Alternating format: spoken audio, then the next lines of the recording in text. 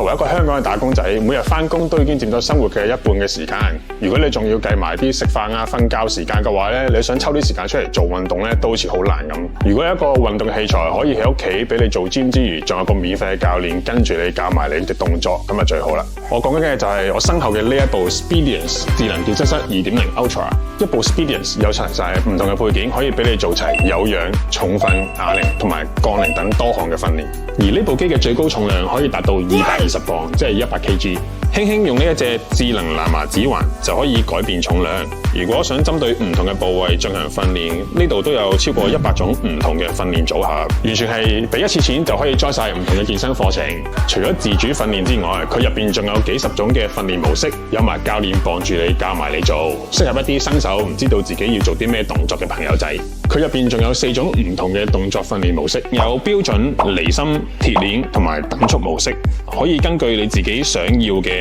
器材感覺去做訓練。就以佢嘅鐵鏈模式為例，當你用力嘅時候咧，佢就會慢慢加重俾你，等你好似有一種拎起個鐵鏈嘅感覺。加埋佢仲有個助力嘅模式，當佢 detect 到你唔夠力做嘅時候咧，佢就會幫你慢慢減低個重量，等你去完成埋最後嘅動作，咁就冇咁容易整親啦。新版嘅 Speediance 比起上一代仲減輕咗12.5% 嘅佔地空間，重量亦都輕咗7 kg， 收納亦都好方便。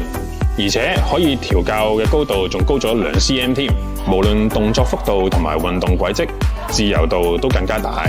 對於肌肉嘅刺激感就更強啦。而家喺下邊留言我要大隻，仲即刻俾個優惠物你減1000蚊添，等你可以輕鬆有個永久嘅私人教練。